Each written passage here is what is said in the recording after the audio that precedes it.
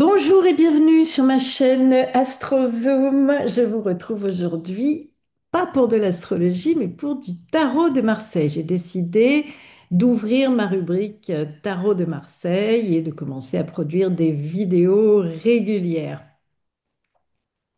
Alors, je vais vous présenter les 22 arcanes majeurs et tout ce qu'on peut faire avec, que ce soit lors de l'investigation d'une personnalité. Oui, le tarot de Marseille, tout comme l'astrologie, est un outil puissant pour apprendre à mieux se connaître soi-même et à connaître les autres. Il est très complémentaire à l'astrologie en tout cas. Alors pour aujourd'hui, j'ai décidé de démarrer par une vidéo sur les 22 arcanes majeures du tarot de Marseille. Donc là, vous voyez, elles sont présentées par 6, 6 par 6. Je vais démarrer avec le battleur, la papesse, l'impératrice, l'empereur, le pape et l'amoureux. Et ensuite, une fois que j'en aurai fini avec les 6 premiers arcanes, je passerai aux suivantes, hein. J'afficherai au fur et à mesure de mon développement.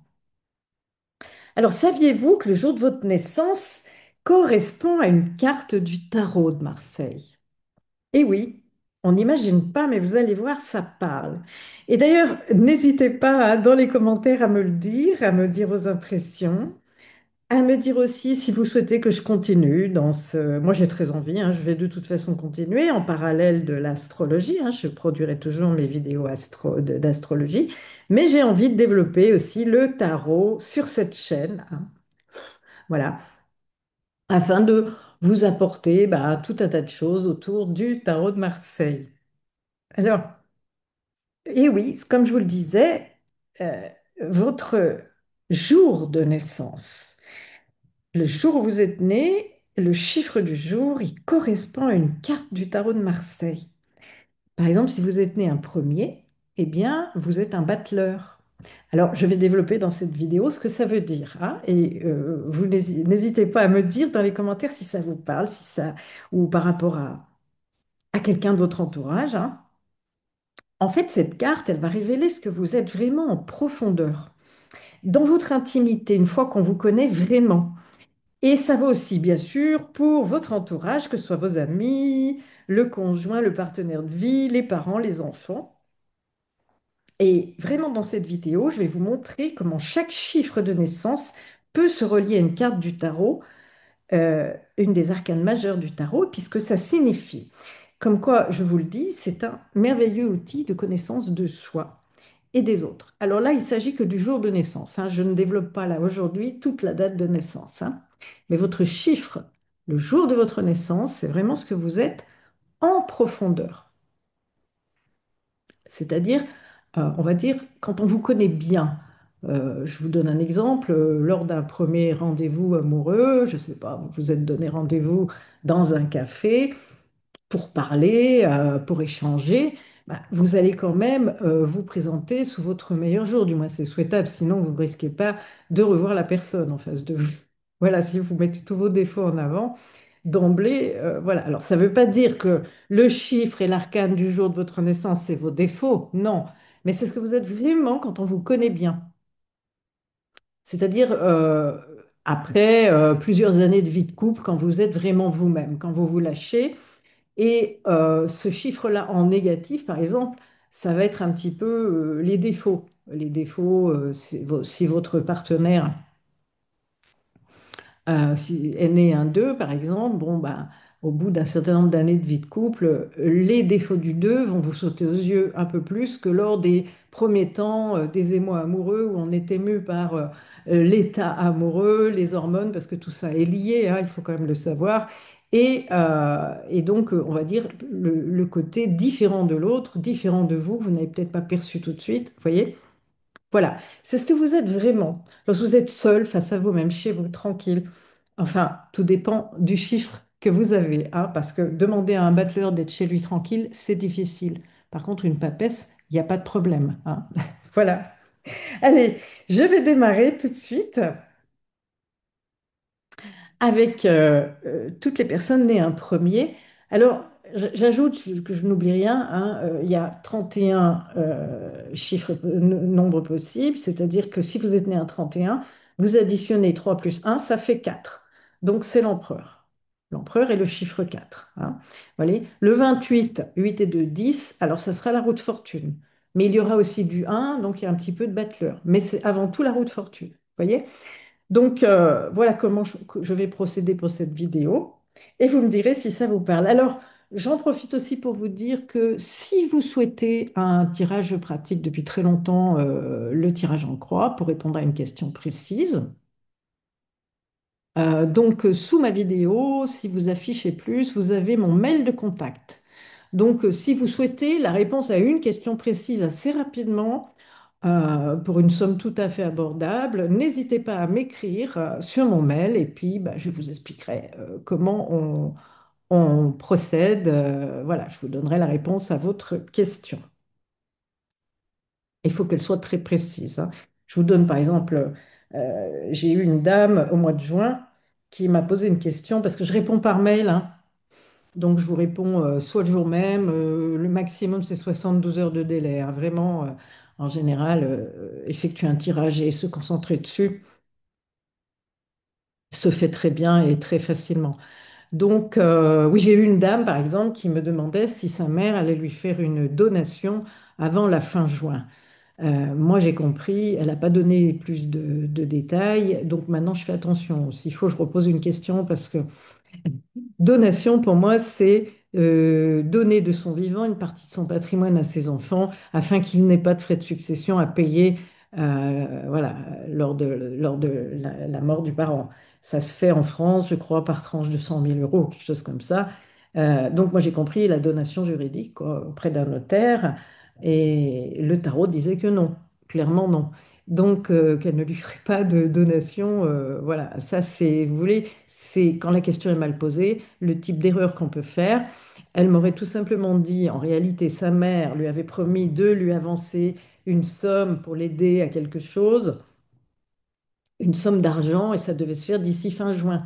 Voilà, donc c'est pas une donation. Enfin, du moins, le mot donation est pris autrement. Il aurait fallu plus de détails, hein, voyez. Donc il faut être précis dans la question. Il ne faut pas qu'il y ait deux questions en une. Il faut que les questions soient précises.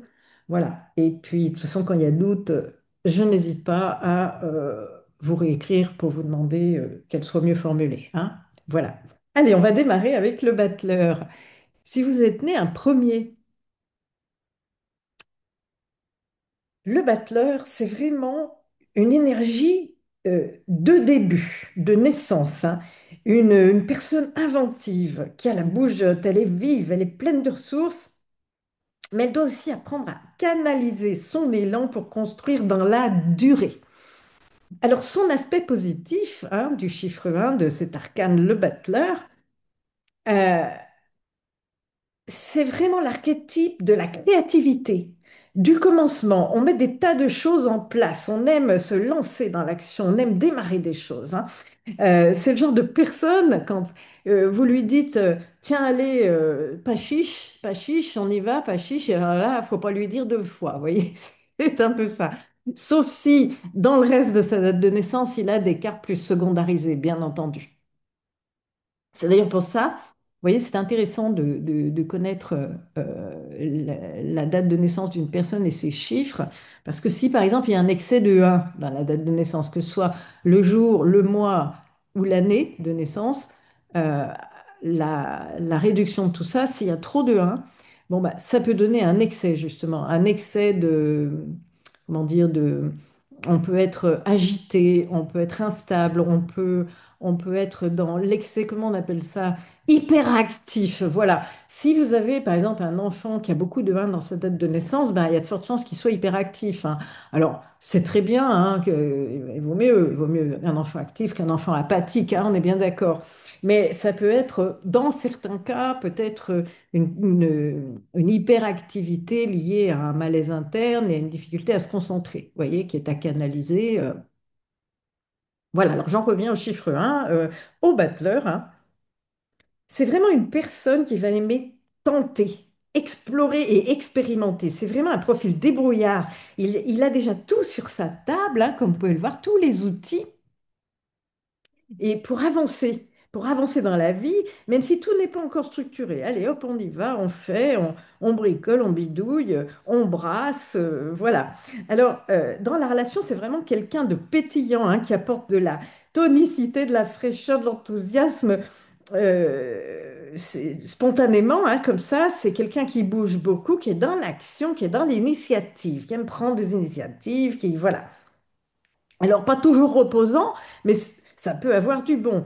Alors, c'est vraiment quelqu'un qui a 1000 idées par jour, qui aime se lancer, et même si parfois ça va pas toujours au bout, hein, voilà, dans les grandes lignes, hein. L'aspect négatif du 1, comme je l'ai dit tout à l'heure, ça peut être une hyperactivité, une personne qui n'arrive pas à se poser, qui n'arrive pas à se concentrer, qui commence beaucoup de choses, mais qui a du mal à terminer, qui peut vraiment manquer de maturité ou de sérieux parfois. Une tendance aussi à aimer rester vraiment dans le jeu, à éviter les responsabilités, hein, ça peut. Et dans la relation, il peut être perçu comme un peu immature, instable ou superficiel. Et puis, dans le pire des cas, c'est quelqu'un qui peut être très manipulateur, hein, une personne qui peut utiliser son intelligence ou son habileté de manière très rusée, hein, voire à essayer de manipuler les autres. Voilà. Il aime manipuler les objets, mais aussi les autres. Et ça, c'est vraiment le mauvais côté du battleur, hein. C'est vraiment un éternel, un peu un éternel adolescent qui a tendance à papillonner, à toucher à tout, et il peut avoir du mal à s'engager vraiment. C'est-à-dire que ces engagements ne durent pas. Voilà, c'est à cause d'une instabilité interne, hein, où on est tout le temps dans le mouvement, tout le temps en train de brasser. En tout cas, avec du 1 ou beaucoup de 1, il faut bouger, brasser, bricoler. Il faut qu'il y ait du mouvement, hein, il faut qu'il y ait du mouvement. C'est une personne qui va avoir du mal à rester vraiment seule face à elle-même, seule avec elle-même, sans qu'il y ait d'animation autour.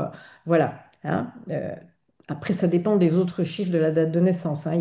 Il peut y avoir un équilibre apporté par d'autres cartes, hein, bien sûr. Mais là, je parle du 1 brut, de ce que vous êtes né un 1. Vous êtes vraiment né pour commencer des tas de choses et faire des tas de choses. Il y a l'action, quoi. Il y a la notion d'action. C'est aussi un chiffre très masculin, hein. Il y a beaucoup d'animus dans les énergies du 1. Voilà. Alors, pour équilibrer, on va dire, ce battleur, canaliser, il lui faut une énergie qui va lui permettre de canaliser ben, son élan, qui lui apporte de la structure, qui lui donne aussi de la profondeur à son mouvement. Alors, il y a trois arcanes qui jouent très bien ce rôle. C'est-à-dire que si vous êtes né un 1, ben, et que vous êtes vraiment trop dans l'action, dans le, voilà, quand ça devient excessif, quelqu'un qui est né un 2 comme la papesse, par exemple, va venir un peu vous aider à vous canaliser, à vous calmer, ou l'empereur aussi, hein, l'empereur, je vous expliquerai plus loin les caractéristiques de l'empereur, et aussi l'arcane de la force, hein, je vous la montrerai dans la prochaine image. Alors pourquoi? Ben, pourquoi la papesse canalise bien le 1? Parce elle est le 2, hein, et elle représente donc l'équilibre entre le féminin, le masculin, le 1 et le 2. Et elle représente la patience, elle représente aussi l'écoute intérieure, la connaissance en profondeur.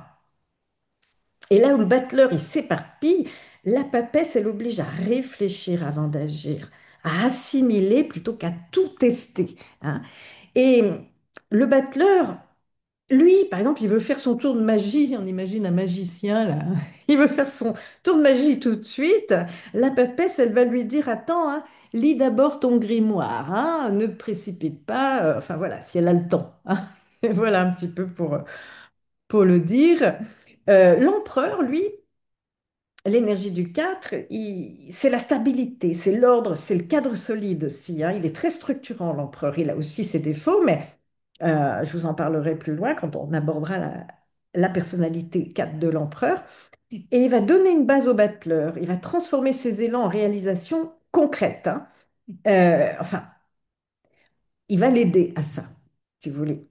Euh, le battleur, il bricole par exemple une cabane et l'empereur, il construit, lui, une maison qui tient debout. Voilà.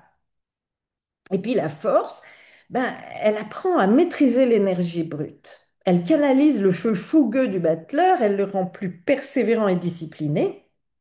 Le battleur, on va dire, il saute partout, hein. La force, elle lui apprend à apprivoiser son énergie comme on apprivoise un lion, un petit peu, vous voyez? Voilà, un petit peu si vous êtes né un premier, ce que ça dit de vous dans ce que vous êtes profondément, hein, dans votre personnalité profonde.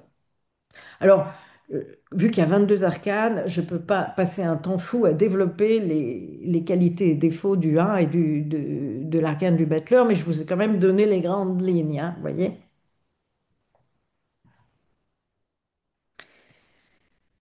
Alors ensuite, la papesse, si vous êtes né un 2. Alors, je vous vois tout de suite venir, vous allez me dire, je suis né un 20.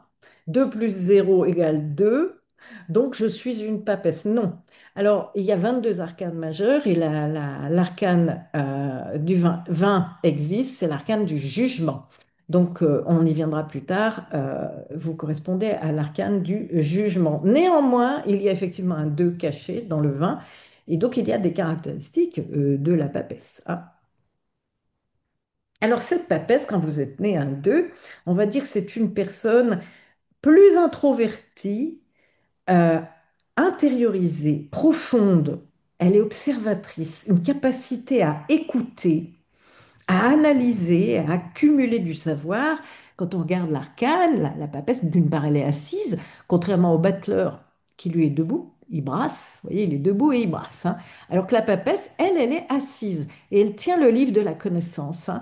Et comme elle ne regarde pas particulièrement son livre, ça peut indiquer qu'elle a toute cette connaissance dans sa tête. Vous voyez, elle est détentrice d'un savoir, une forme de sagesse.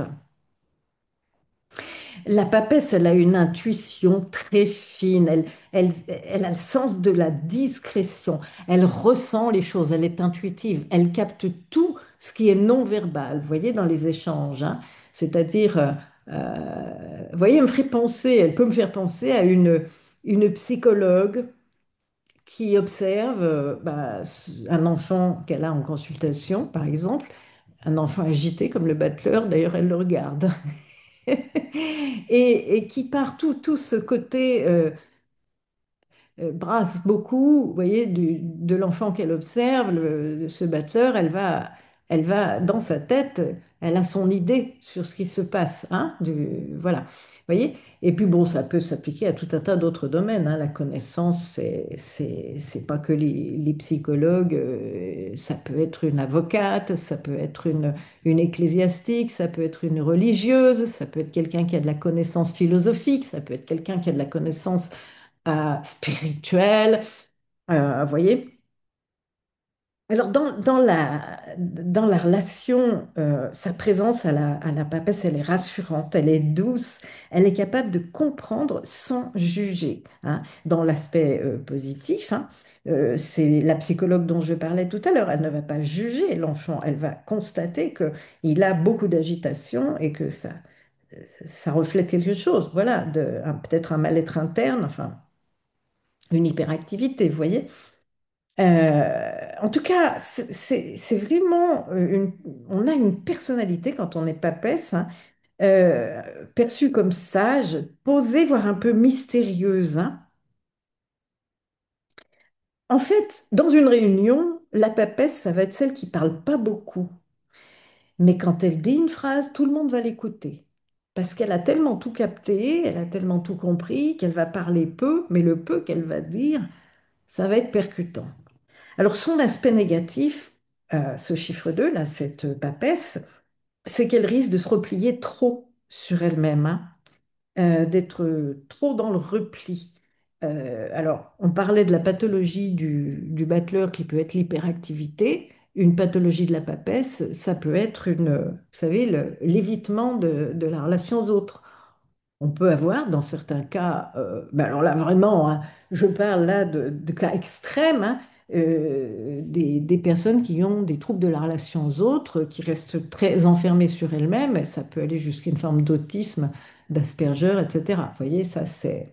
Voilà. Mais là, c'est vraiment dans les cas extrêmes, hein. C'est là encore, surtout qu'attention, hein, là, on ne fait pas de médecine, hein. Mais voilà, c'est quand même une introversion excessive. Et quand c'est poussé dans l'aspect négatif extrême, bah, il y a une sorte de passivité, d'attente, voire même d'inertie, hein. Elle sait, mais elle n'agit pas. Voilà, elle, elle a une accumulation de savoir, mais elle n'en fait rien. Vous voyez aussi, par exemple, hein. Et elle va tout intérioriser. Alors elle peut devenir froide, distante, carrément inaccessible, hein, très secrète, hein. On a aussi dans le côté pathologique de la papesse une tendance à cacher des choses, hein, vous voyez, à cacher des choses euh, à son entourage, voilà, hein. Par contre, c'est une personne formidable pour garder un secret, hein. Quelqu'un qui a du 2, vous pouvez lui confier un secret, en principe, ça sortira pas, hein. Alors, dans la relation, cette papesse, elle peut être vue comme secrète, fermée, difficile à cerner, hein. C'est-à-dire une personne qui, avec le temps, dans une relation de couple, ben, parle pas, échange pas, parle peu, reste dans son coin. Voilà, il faut vraiment aller la tirer, la bouger, et encore, si on y arrive, voilà, vous voyez. Donc, c'est pour ça aussi que c'est intéressant de, de se mettre avec des personnes qui ont des énergies chiffrées, mais en même temps aussi imagées, hein, puisque chaque chiffre correspond à une arcane majeure du tarot, qui ne soient pas trop opposés non plus, hein. Parce que bon, après, s'il y en a un qui veut tout le temps bouger, comme le battleur, et qui aime sortir, aller se promener, aller en rando, aller faire du sport, et puis que l'autre, bah, il veut tout le temps rester à la maison avec ses bouquins, au bout d'un moment, ça peut... Ouais, voilà, quoi. Faut pas être non plus trop opposé. Voilà, il faut être complémentaire. Enfin bref, cette papesse, elle observe tout. Euh, Mais on peut lui reprocher aussi de ne jamais dire ce qu'elle pense vraiment, hein. Alors, pour équilibrer la papesse, on a l'empereur, hein, l'empereur 4, énergie 4, qui va apporter à cette papesse, à l'énergie du 2, euh, de la structure, de la concrétisation et un peu plus d'action. Et là où la papesse, elle sait, elle observe, l'empereur, il pose des actes, il bâtit, il stabilise. Donc, ensemble, la sagesse de la papesse et la solidité de l'empereur, euh, c'est un bon combo. Voilà. La papesse, elle a la connaissance et l'empereur, il va construire avec ce savoir. Vous voyez, quelque chose comme ça.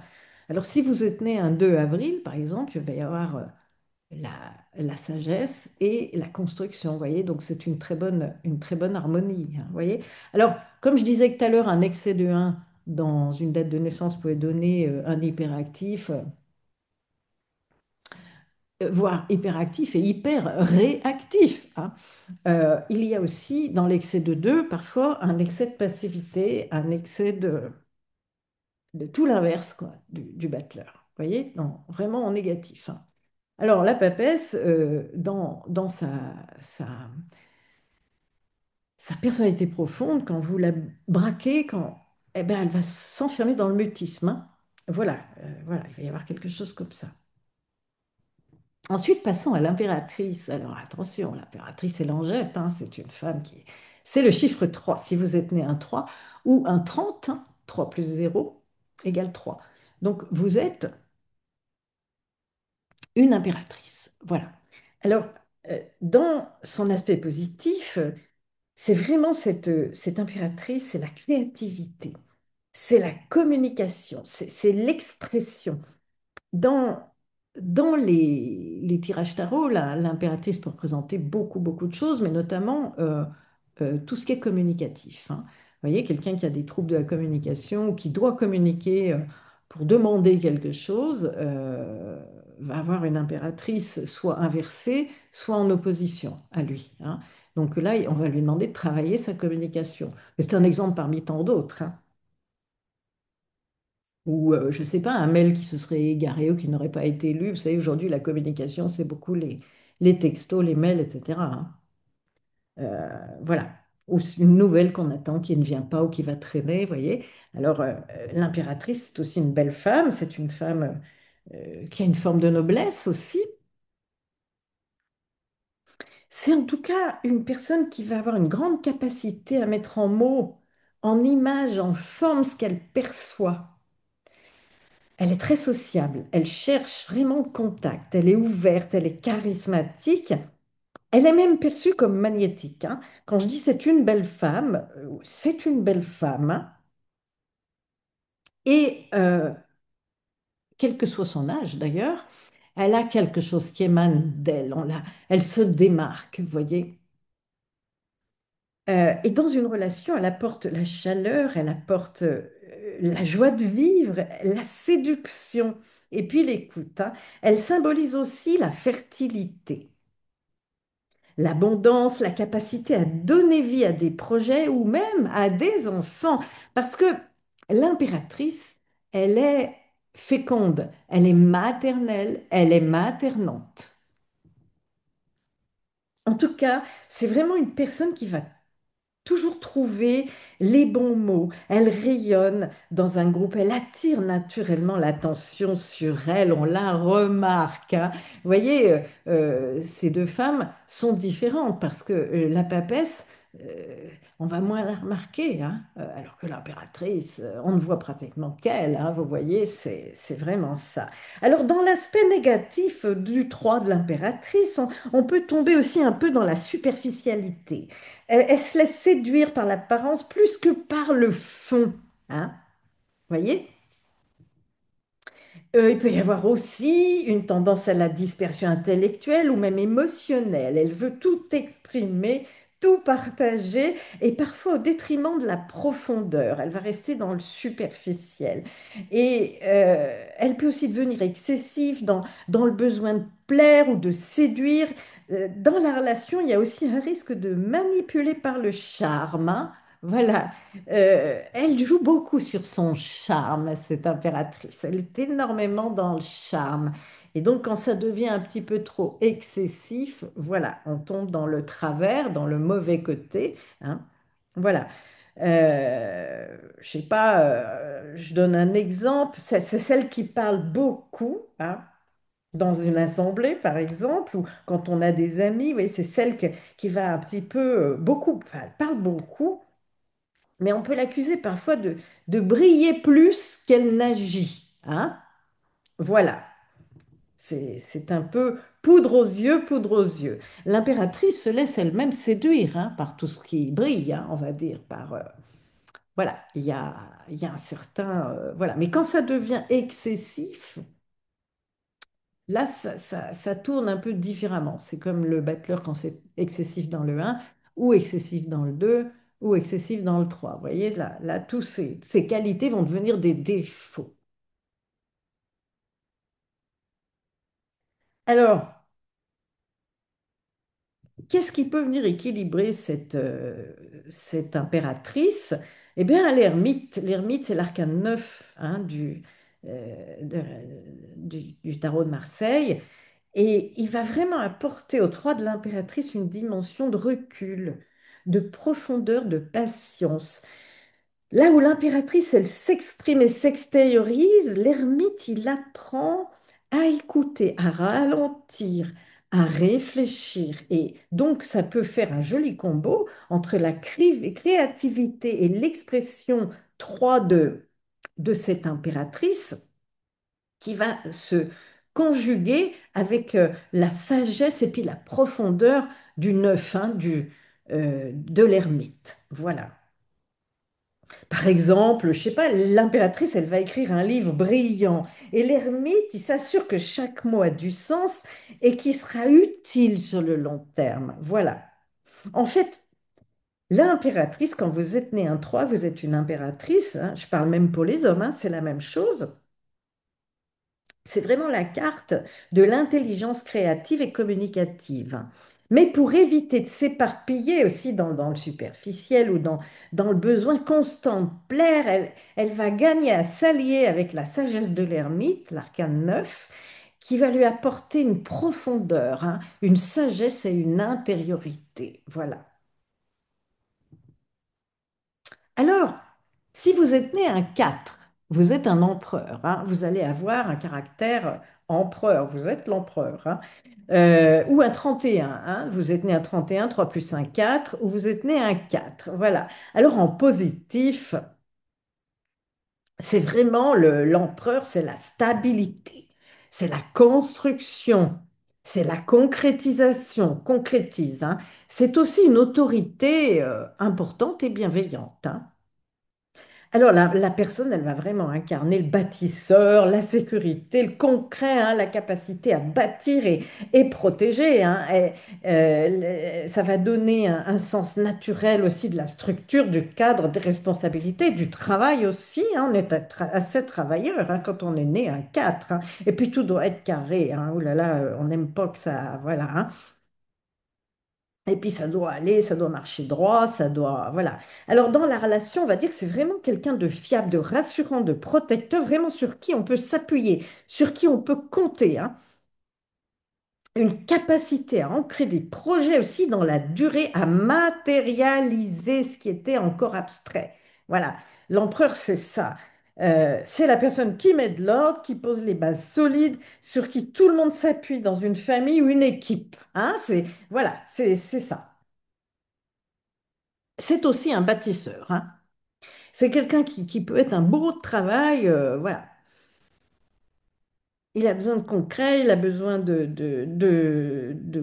construire, et de durable et de solide. Alors, dans son aspect négatif, attention, là, ouais, vécu négativement, l'énergie du 4, hein, on peut être trop rigide, psychorigide, autoritaire, obsédé par les règles et le contrôle. Ouais. Un risque aussi de s'enfermer dans le matérialisme, une obsession de ce qui est matériel, puis du pouvoir aussi. Attention, le pouvoir. L'empereur, euh, euh, le 4, l'énergie du 4, l'énergie de l'empereur, ça peut même aller jusqu'à la violence, hein. L'homme violent, hein, lorsqu'il est tyrannique, hein, tyrannique et violent, qui impose tout par la force, c'est moi le chef, et avec tout le monde, hein. Dans la relation, ben, il peut, dans ses travers, apparaître froid, distant, trop centré sur le devoir plutôt que sur l'émotion. Il va manquer d'émotionnel, cet empereur, oui, à la longue. Il va donner l'impression d'être quelqu'un d'essentiellement pragmatique et en fait pas de sentiments, voyez. Et il peut y avoir un excès d'autorité, de domination, mais aussi d'entêtement. Voilà, hein. Alors, c'est celui qui, en fait, veut tellement contrôler qu'il finit par étouffer les autres et par bloquer les changements aussi, hein. Voilà, ça, c'est l'écueil de l'empereur et du 4 et de son énergie 4, hein, si vous êtes né un 4. Et surtout, surtout si en plus vous avez un excès de 4 dans votre date de naissance, hein. Alors, pour équilibrer cet empereur, le 6 par exemple, est bon, l'amoureux, hein. L'amoureux, il va apporter au 4 de l'empereur un peu plus de souplesse, s'il y arrive, hein. Euh, un peu plus de libre arbitre, un peu plus de cœur, hein. Là où l'empereur, il impose un cadre strict, hein, l'amoureux, il invite à écouter le désir, le choix, l'émotion, un peu plus de légèreté, hein. Et ensemble, le sens de la structure 4 de l'empereur va s'allier à la sensibilité relationnelle du 6, hein. L'empereur il va bâtir la maison, l'amoureux décide avec le cœur qui va y vivre et comment. Voilà. C'est pas toujours simple avec un empereur, hein, parce que l'empereur, quand il a décidé quelque chose, qu'il a une idée en tête, il va au bout, hein. Donc, je parlais là, bien sûr, de l'énergie 4, de l'énergie de l'empereur mal gérée, dans ses aspects vraiment très noirs et très négatifs, hein. Notre pape, si vous êtes né un 5 ou un 23, si vous êtes né un 23, vous êtes un pape. Alors lui, il a lui aussi une sagesse, hein, vous voyez, il transmet, il y a aussi un aspect spirituel. on voit là des enfants qui viennent l'écouter, hein, il transmet, ça peut être un enseignant, un professeur, voilà, et un enseignant, pas qu'à des enfants, hein, mais à quelqu'un qui transmet. Il va représenter la sagesse en tout cas, la bienveillance, la transmission. C'est une personne dans son caractère qui va avoir un rôle naturel de guide, de conseiller, un médiateur. C'est une personne qui inspire confiance, qui incarne des valeurs de justice, de respect et de spiritualité, hein. Quand on est un 5, il y a quand même très souvent, hein, un côté spirituel. En tout cas, à défaut de spiritualité, ça va être un enseignant, hein, qui est quelqu'un qui va transmettre et qui va aimer transmettre et qui est fait pour transmettre quelque chose. Et dans la relation, c'est vraiment une figure protectrice qui est quand même capable d'écouter, d'apaiser, de donner des bons conseils et des conseils justes. Voilà. Il a une grande capacité à enseigner, à transmettre, à rassembler autour de principes communs. Alors, euh, il va représenter, par exemple, si vous êtes né un 5, vous êtes un peu la personne vers qui tout le monde va se tourner pour demander conseil, parce que on sait que vous allez trouver les mots justes. Voilà, c'est ça. Il y a aussi, bien sûr, l'aspect négatif, comme dans toutes les arcanes et tous les chiffres là, du 5. On peut là alors tomber dans le dogmatisme, la rigidité morale ou le prêche, hein, un peu trop pesant, un risque de se cacher derrière aussi une façade, bah, d'autorité spirituelle ou morale pour éviter sa propre vulnérabilité. C'est possible aussi. On peut aussi s'enfermer dans un rôle de sauveur et s'oublier soi-même, hein. Et dans la relation, on peut se montrer moralisateur ou juger ou imposer une vision. Voilà. Alors, euh, je vais donner un exemple. C'est celui qui croit avoir toujours raison parce qu'il a sa place. Il se place lui-même un peu comme une voix de la sagesse, hein. Par exemple, bon, bah, prenez un ecclésiastique. Voilà, hein, le pape, c'est par définition un ecclésiastique. Pas que, mais voilà. Eh bien, par sa position en négatif, eh bien, il peut devenir très dogmatique, n'appliquer que les dogmes, et il a une mission en tant ecclésiastique, mais ça peut finir par étouffer complètement les autres, hein, avec les règles dogmatiques, vous voyez, les règles morales, voilà. Voilà. Hein, donc ça, c'est vraiment le très mauvais côté. Alors, pour l'équilibrer, le pape, surtout l'excès de 5, le diable est très bien. Voilà, l'arcane 15, si vous êtes né un 15, hein, mettez-vous avec un 5. Voilà, tout le monde s'amène l'équilibre, puisque le diable, il va apporter au pape l'énergie de la vie plutôt instinctive, de la passion, hein, de l'ombre même, hein, le diable, voilà. Et là où le pape, lui, il se veut plutôt pur et sage, hein. Le diable, lui, il va venir rappeler à ce pape qu'il faut aussi accepter les pulsions, les désirs, l'ancrage dans la matière, hein. Et donc, bien, le combo des deux peut être bien ensemble. Avec la sagesse spirituelle du pape, alliée à l'énergie vitale et à la lucidité sur les instincts du 15 là, du diable, hein.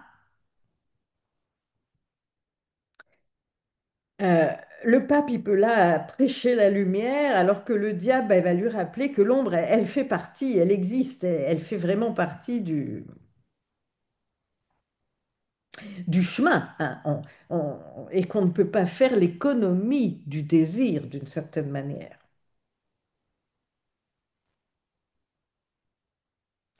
Allez, si vous êtes né un 6, hein, vous pouvez aussi avoir pas mal de 6 dans votre date de naissance et le jour. Vous êtes un amoureux, voilà.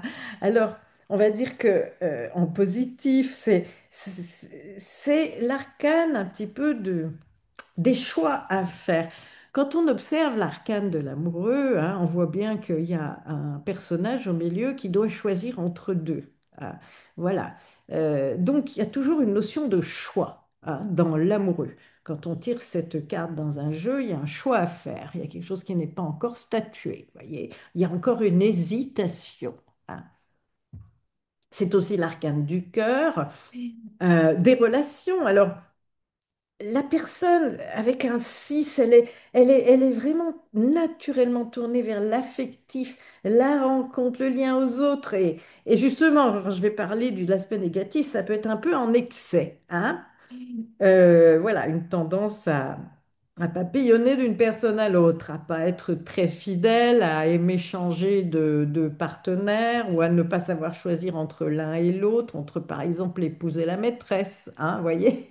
Mais attention, ça marche aussi en sens inverse. Il y a aussi parfois des femmes qui ont un amant et un mari et qui ont du mal à se positionner entre les deux, hein.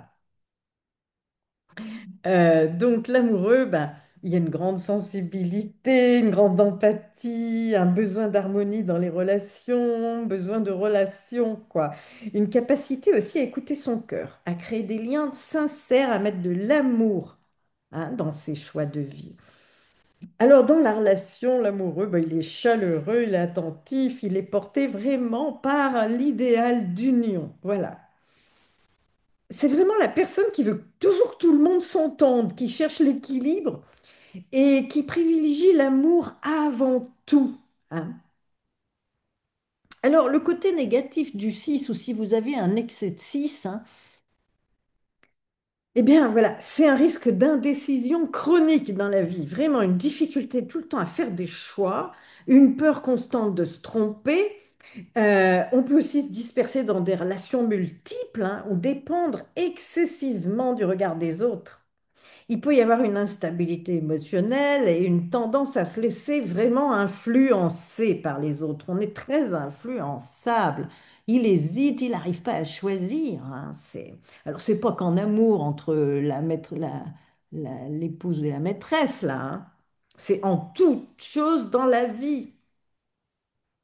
Et on se laisse facilement influencer. Le dernier qui a parlé a raison. Celui qui m'a dit avant, c'était pas mal. Mais finalement, là, ce que l'autre m'a dit, vous voyez, voilà.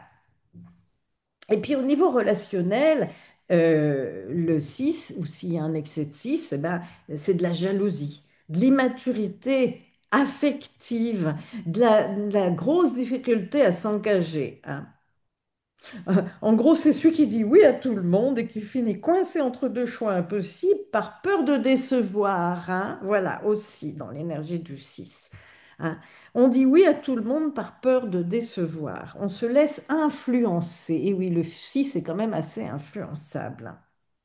Alors, et vous pouvez te dire, ah, non, moi, je suis né un 6, non, je n'ai pas du tout l'impression d'être influençable. Ça veut dire que vous avez, dans le reste de votre date de naissance, des arcanes beaucoup plus concrètes, beaucoup plus structurantes, comme un empereur, un ermite, vous voyez.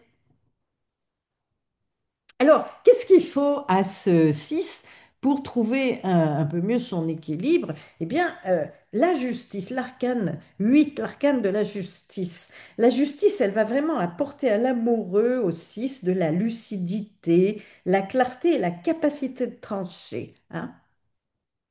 Alors attention, parce que face à une justice, quelqu'un qui est vraiment indécis ou influençable, il peut aussi se laisser complètement happer et dominer par la justice qui, elle est froide, procédurière, elle sait où elle va, vous voyez, hein, c'est bon, hein.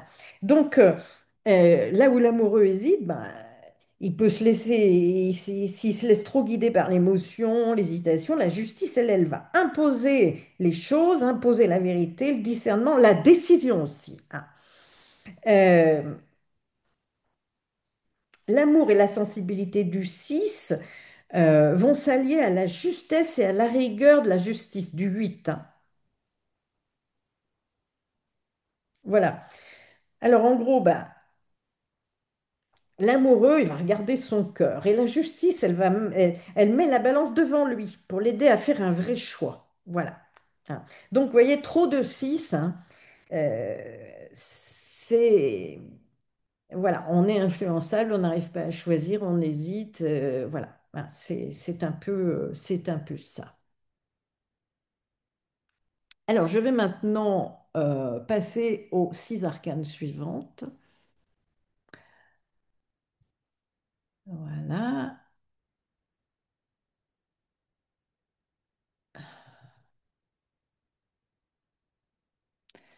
Soleil monde. Allez, c'est parti. On va passer à l'arcane 7, le chariot. Si vous êtes né un 7.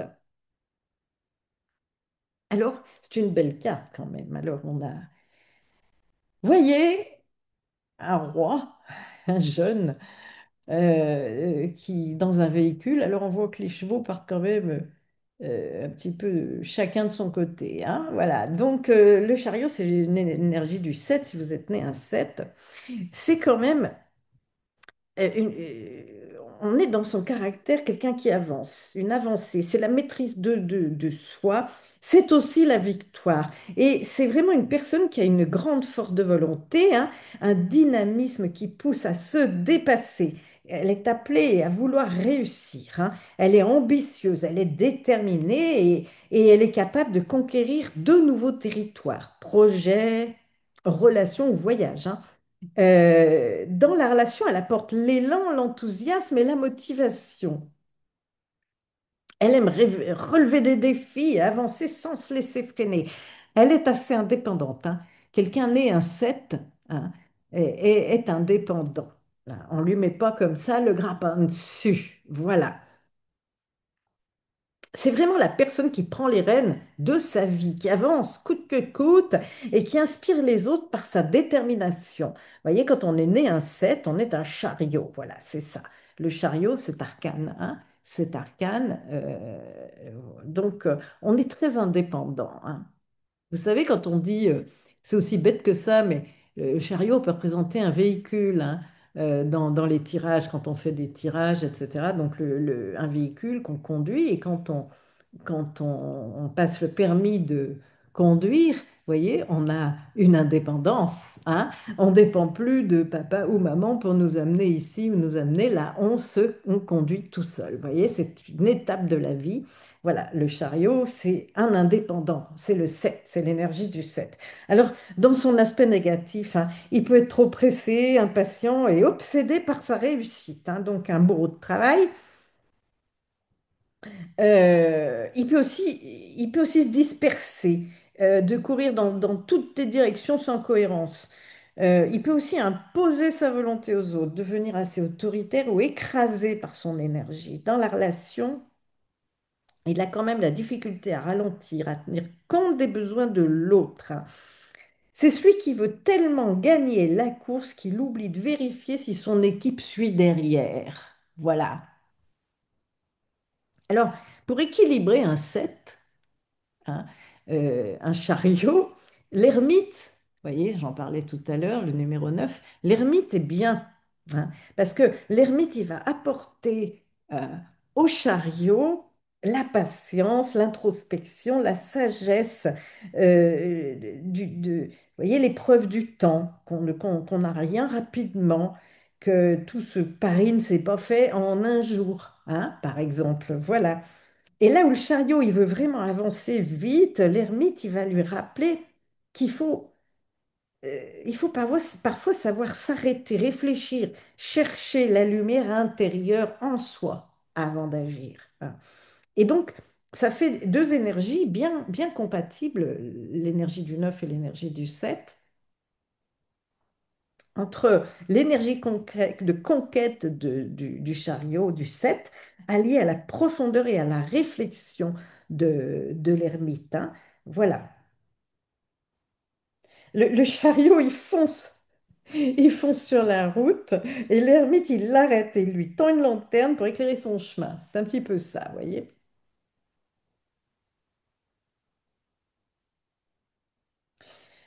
Ensuite, nous avons la justice. Si vous êtes né à un 8, hein, c'est l'arcane de la justice. Alors, c'est une arcane de clarté, d'équilibre, de vérité, hein.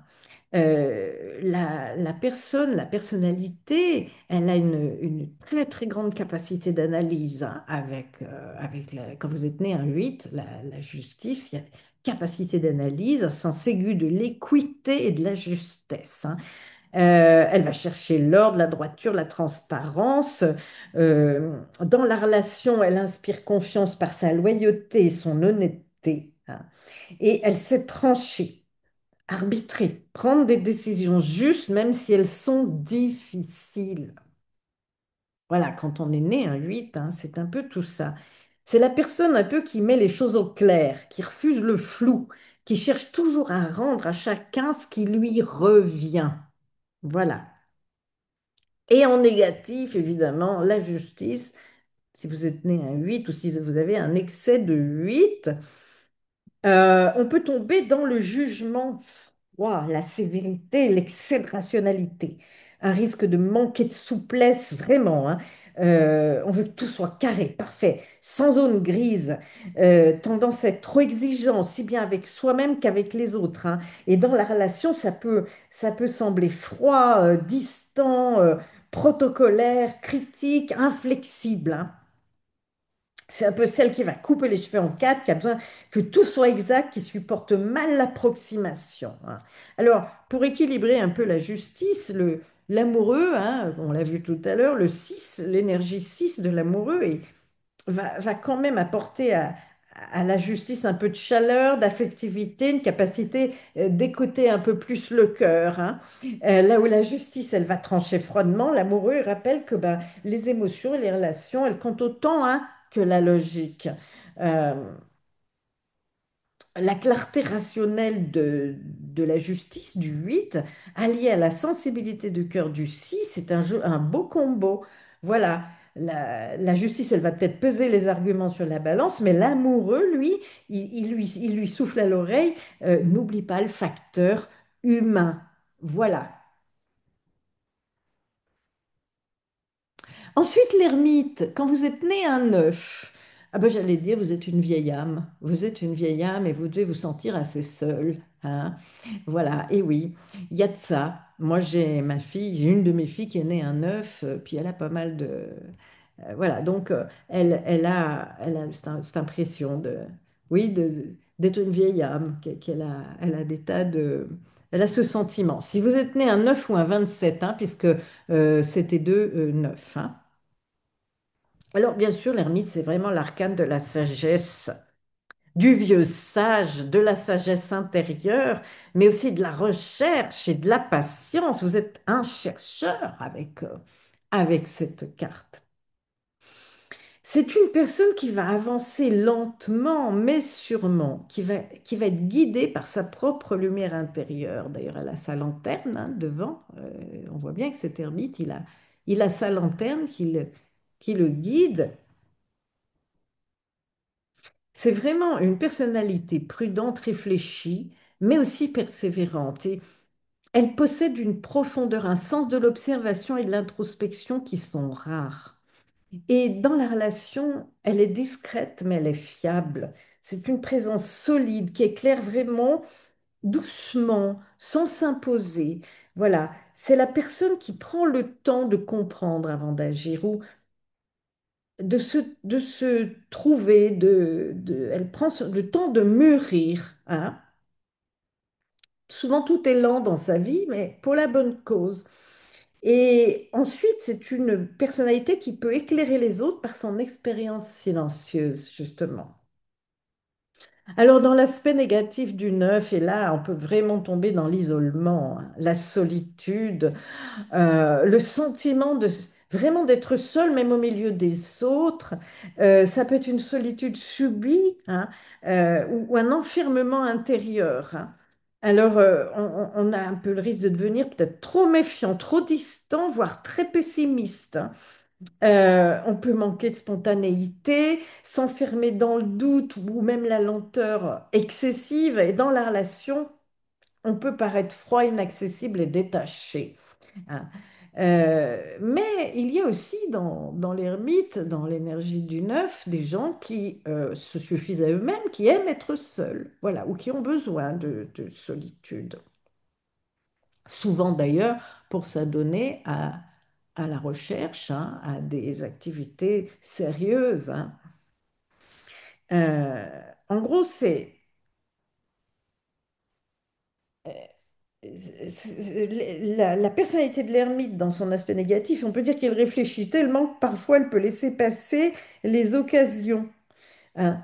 Et puis on peut la croire aussi absente ou indifférente. Elle est discrète, hein. Un enfant né un œuf, par exemple, il va être assez timide, assez effacé, il va se sentir seul au milieu des autres, il aura du mal peut-être à se faire des amis, c'est possible, hein, vous voyez. Après, dans certains cas rares, l'énergie du neuf peut donner aussi une maladie, hein, dans l'enfance qui fait qu'on a maturé très vite et compris beaucoup de choses avant les autres, une maturité précoce. Voilà. Alors, pour équilibrer cette ermite, eh bien, on va avoir le soleil. Alors, je vous la montrerai plus tard, l'arcane du soleil, c'est l'arcane 19, un beau soleil.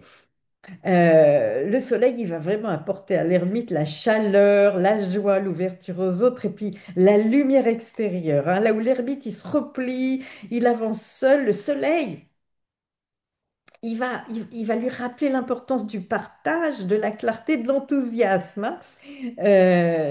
La sagesse donc intérieure de l'ermite, de l'énergie neuf, qui va s'allier à la vitalité, à la chaleur du soleil. Voilà, donc l'ermite, avec sa lanterne, il éclaire la nuit, hein. De jour, on n'a pas trop besoin d'une lanterne,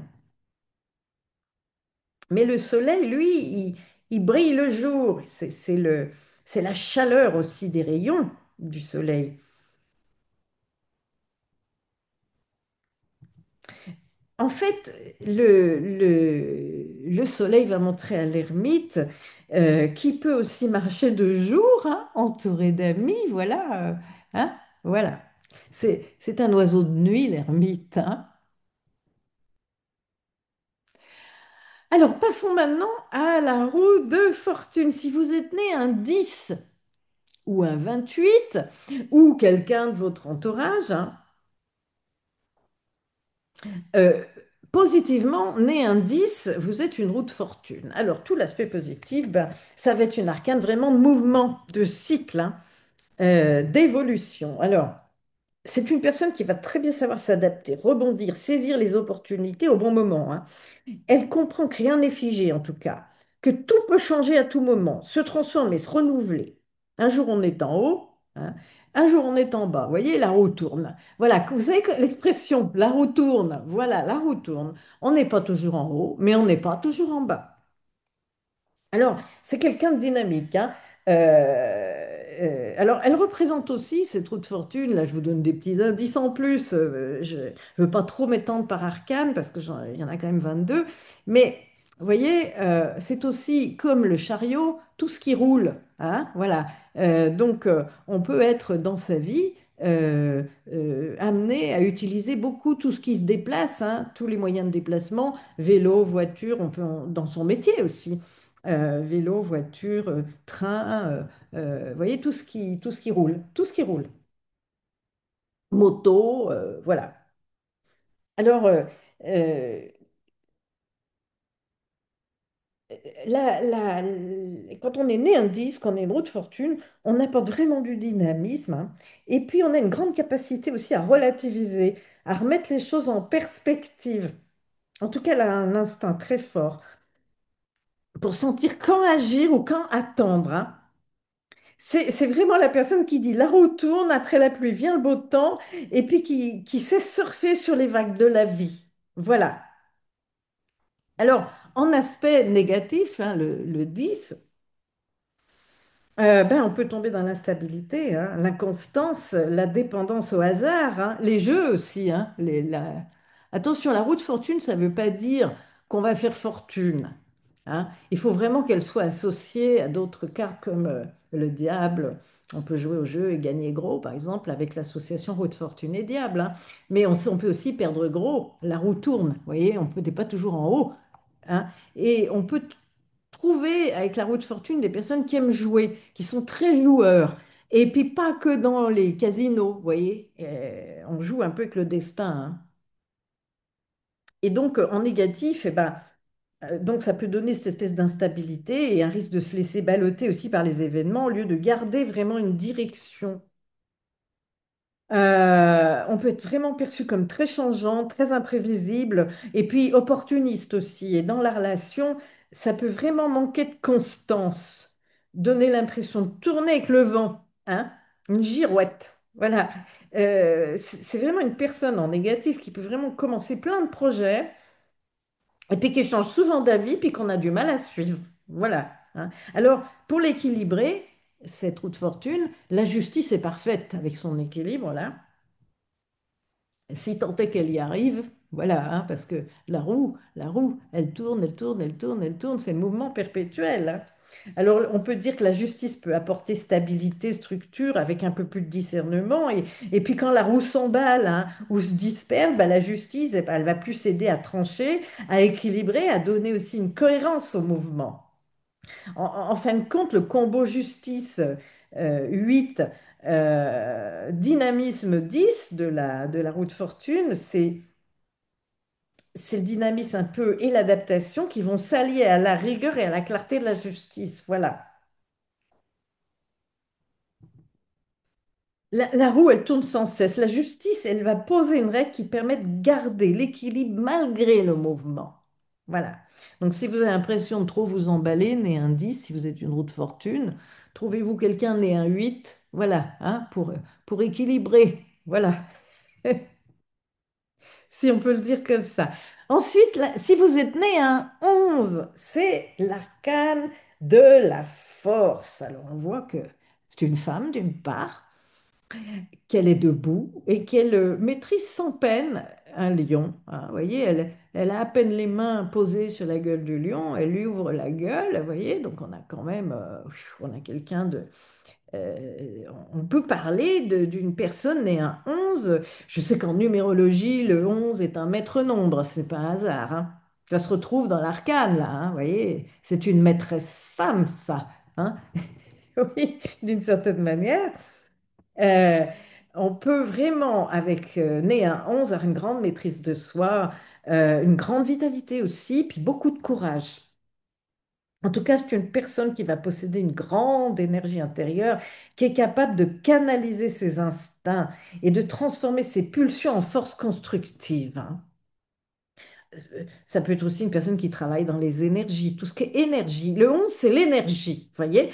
On a ou beaucoup d'énergie, ou on est complètement euh, privé d'énergie. Vous voyez, on peut, dans un tirage de tarot sur une question on peut voir que si la force sort soit inversée, soit opposée au consultant, c'est que la personne est en ce moment en perte d'énergie. Elle est fatiguée, elle manque d'énergie.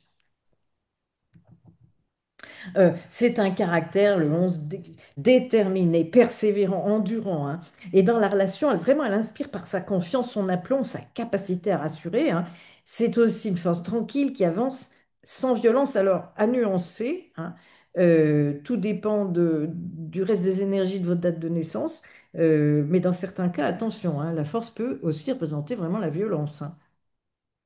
Donc, mais là, je parle du positif, donc c'est vraiment une force tranquille, hein, qui va avancer sans violence et par la maîtrise et la douceur ferme, hein, puisque vous voyez, elle maîtrise le lion sans pour autant ni l'avoir enchaîné, ni l'avoir, c'est juste, elle lui ouvre la gueule, c'est une dompteuse, hein, c'est une dompteuse, mais qui n'a pas besoin de fouet, hein, vous voyez?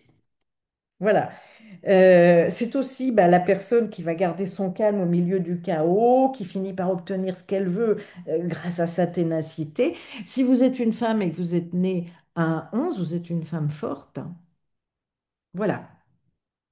Alors en négatif, là, on bascule dans l'autoritarisme, la domination et le besoin de contrôler à tout prix. Il y a un risque de grande impatience, de colère rentrée ou d'excès de volonté, même voire de violence, hein.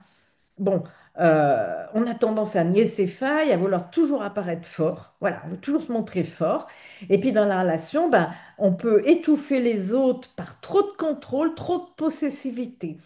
Euh, le caractère dominant, voilà, une femme dominatrice, si je puis dire, ou un homme hein, dominateur. Attention, né un 11, un homme dominateur, hein. Oui, oui. Voilà, c'est pas parce que là c'est une femme que ça s'applique qu'aux femmes, hein. Un homme né un 11 peut être dominateur dans l'aspect négatif, mais vraiment tout le temps vouloir dominer. Ah, c'est une personne qui veut tellement prouver sa force en négatif ben, qu'elle s'autorise jamais à montrer sa propre vulnérabilité. Voilà. Alors, pour l'équilibrer, cette force, eh bien, il lui faudrait l'arcane 18, celle de la Lune. On la verra plus tard, hein. Voilà. Donc, la Lune, elle va apporter à la force la sensibilité, l'imaginaire et l'acceptation des émotions.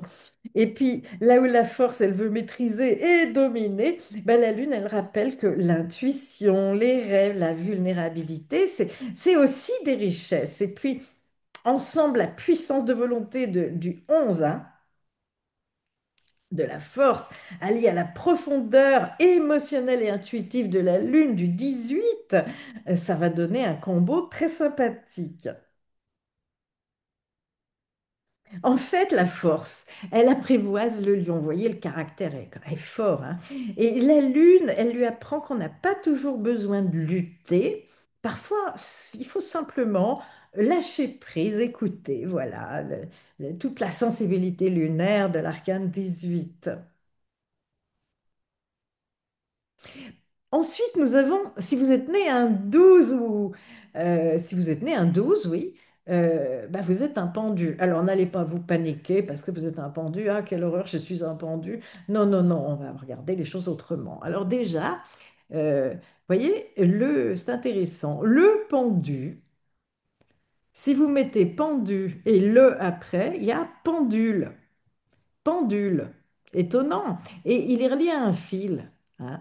Donc moi je dirais que quand on est né un 12, on a, je ne dis pas tout le monde, il faut voir l'ensemble de la date de naissance, mais quand on est né un 12, on est quelqu'un de très attiré par bah, tout ce qui peut être ésotérique, hein. Les médecines parallèles, tout ce qui est sciences ésotériques, faire le pendule, radiesthésiste. Vous savez aussi oui, c'est ça. Oui, radiesthésiste. Enfin, donc, on a des personnes profondément dans leur caractère attirées par tout ce qui est un peu non conventionnel, les sciences dites occultes, les sciences parallèles, les médecines qui ne sont pas toujours, vous voyez, tout ce qui est herboristerie, tout ce qui est... Bon, on retrouve aussi, hein, la notion de soins, soins donnés aux autres, hein. On va dire que dans le caractère, globalement, c'est la prise de recul. C'est aussi le lâcher-prise. C'est le changement de regard sur les choses. La personnalité, elle a vraiment une grande capacité à voir les choses autrement, à percevoir le monde sous un angle différent. Elle peut faire preuve aussi d'un grand dévouement, hein, d'altruisme, d'ouverture spirituelle. Et dans la relation, elle inspire par sa patience, sa capacité d'écoute et sa compréhension profonde des situations. Elle apprend aux autres à suspendre le temps, à ne pas réagir dans la précipitation, hein. Alors, par exemple, c'est une personne qui sait mettre son ego de côté pour comprendre ou aider, même si ça demande des sacrifices, hein. Alors, dans l'aspect négatif, là, alors vraiment, ça peut donner quelqu'un de totalement sacrificiel, hein. Totalement. Voir une personne soumise, qui se soumet, hein. On peut aussi tomber dans l'inertie, dans le blocage, dans des sacrifices complètement inutiles. On risque aussi de se sentir prisonnier de situations sans agir pour en sortir, hein. On peut aussi se complaire dans l'attente, dans l'auto-sabotage ou la victimisation. Voilà, victimisation. Ça, c'est l'aspect négatif, hein, du 12. Et puis dans une relation, ben, on peut vraiment donner l'impression de subir, hein, au lieu de décider, où on est dépendant dans une relation. On va être dépendant de l'autre. Voilà, ça peut donner la dépendance affective, hein. Enfin, c'est une personne qui peut rester accrochée à une situation douloureuse en se disant que ça finira par passer sans jamais bouger. Voilà, ça c'est dans l'aspect vraiment négatif de l'énergie du 12 et de cet arcane majeur du pendu, hein. Alors évidemment, pour équilibrer ce pendu, il faut du 7, hein. Le 7 du chariot, par exemple, apportera au pendu le mouvement, la volonté, la conquête, hein. Là où le pendu reste suspendu puis hésite, le chariot, bah, il rappelle qu'il faut aussi parfois décider, avancer malgré les obstacles. Et puis bah, ensemble, ça va donner quand même une capacité de recul, d'intuition de l'énergie 12 du pendu avec l'énergie d'action et de la direction du chariot, hein, du 7 là. Voilà. Alors, je vais passer à l'arcane sans nom, l'arcane, la 13e arcane. Alors, je vais vous l'afficher. Notre arcane sans nom. Voilà. Ah zut, je l'ai perdu.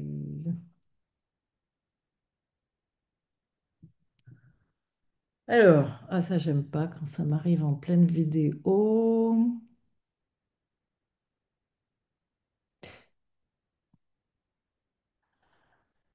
Alors, il faut que je retrouve. Voilà.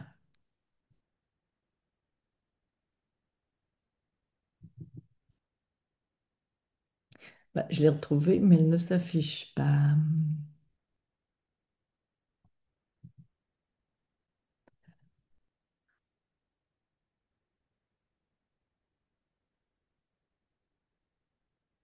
Non, alors, je suis vraiment désolée. Je vais essayer de mettre la vidéo en pause.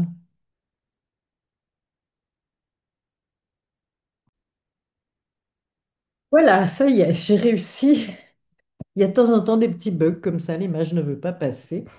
Nous en étions au 13. Si vous êtes né un 13, dans le 13, il y a aussi le 4, l'empereur, hein. Mais quand même, si vous êtes né un 13, c'est l'arcane sans nom, hein.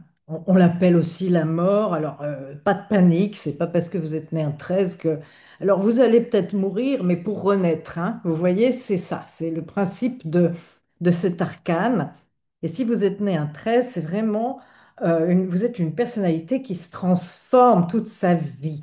Vous avez besoin de renouvellement, parfois de détachement, hein. Vous portez en vous aussi une très grande capacité à vous régénérer, à vous réinventer et à tourner des pages. Vous avez une grande force de travail et vous n'hésitez pas, s'il le faut, à couper avec le passé pour renaître à autre chose et renaître plus fort, hein. C'est un processus très plutonien, hein, l'arcane sans nom. Dans la relation, vous allez vous allez pousser à évoluer, à se débarrasser des schémas usés, à repartir aussi sur des bases plus vraies, hein. Il y a de l'authenticité là-dedans. Quand quelque chose ne vous convient plus, vous n'hésitez pas à faire table rase pour recommencer. Et ça, dans tous les domaines de votre vie, hein. Donc, c'est une énergie qui est difficile à maîtriser, hein, qui n'est pas évidente, hein. Ça remue beaucoup, hein.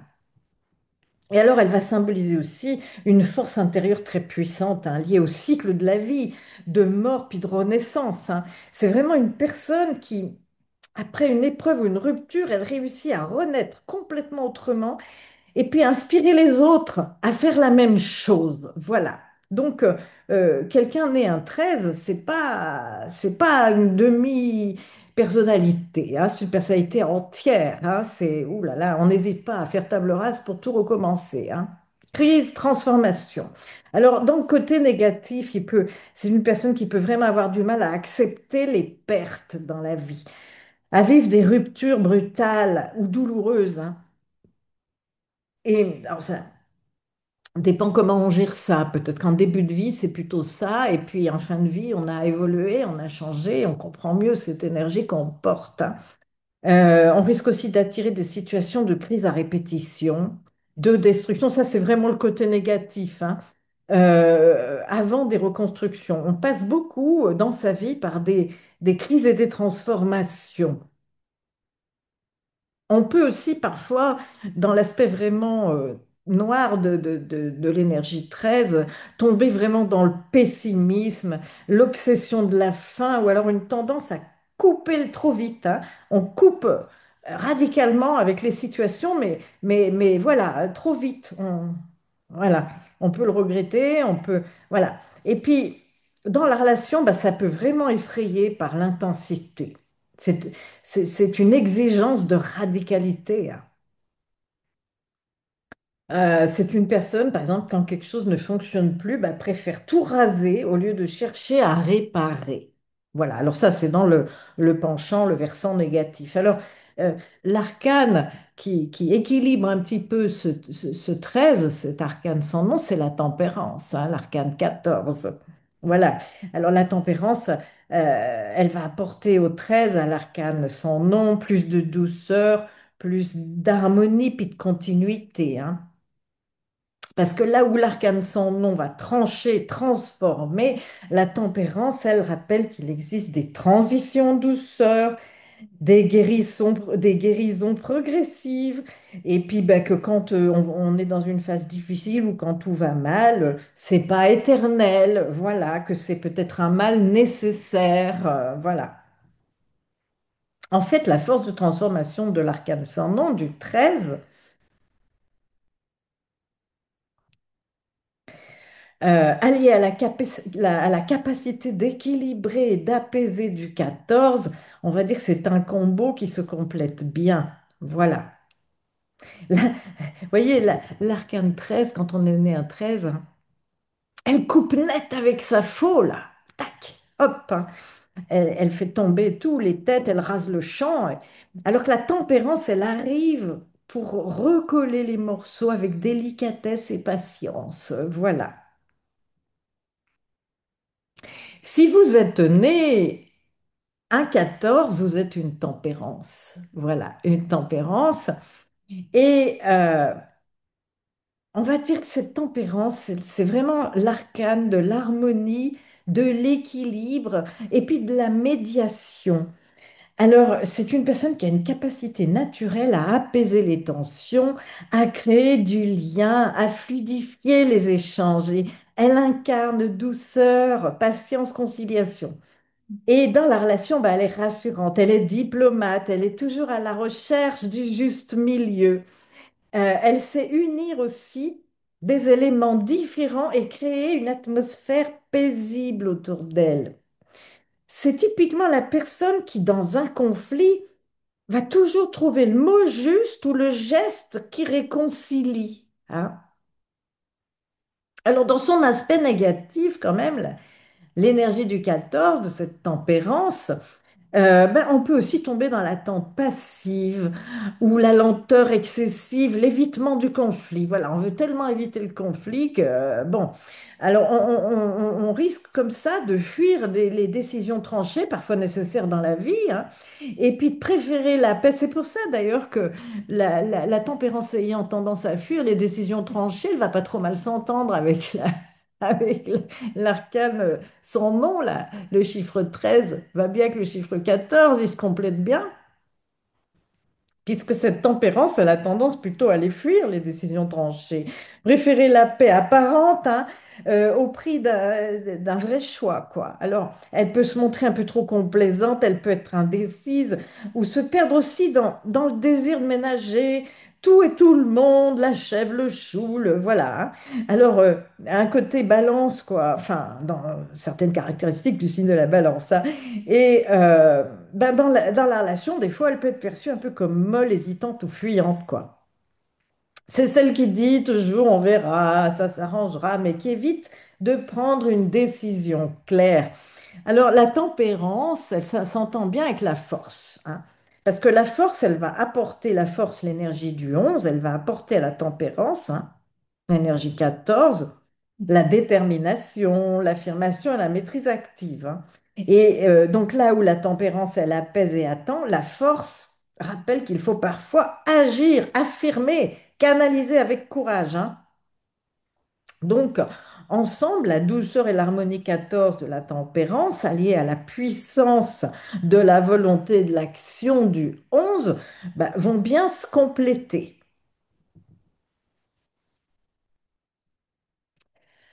Alors, si vous êtes né un 15, vous êtes un diable. Alors là, encore pas de panique, hein. Il y a beaucoup de bons aussi dans l'énergie 15, celle du diable, hein. Le petit diable. Alors, en positif, c'est vraiment l'énergie vitale, la passion et la puissance créatrice, hein.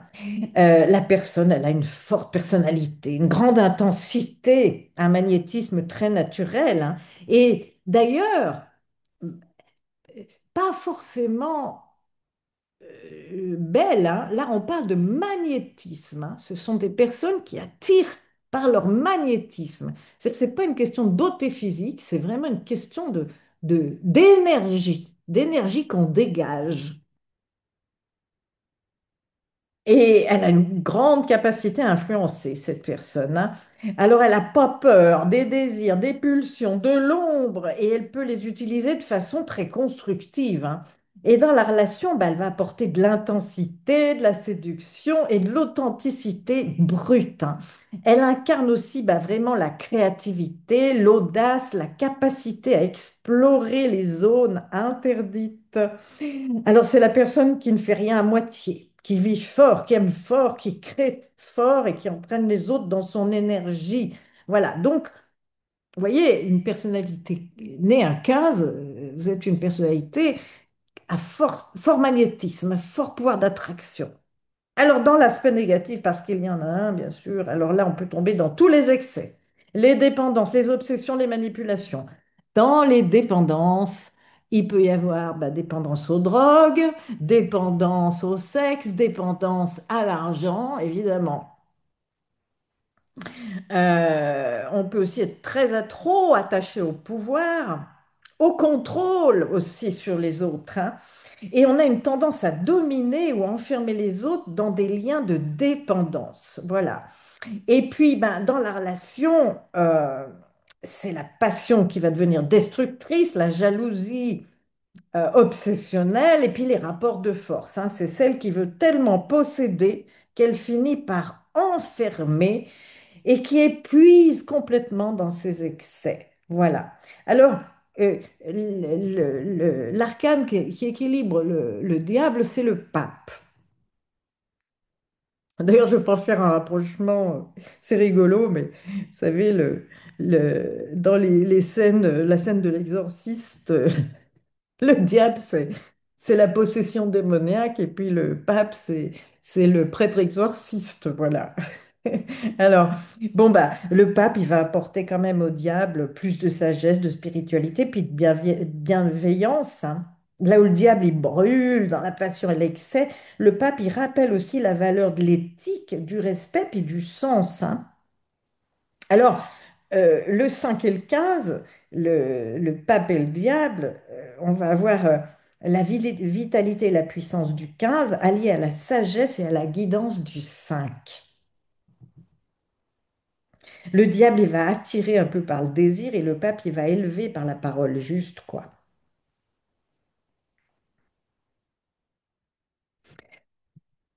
Pour l'énergie du 16, si vous êtes né un 16, c'est la maison Dieu, c'est l'arcane de la maison Dieu.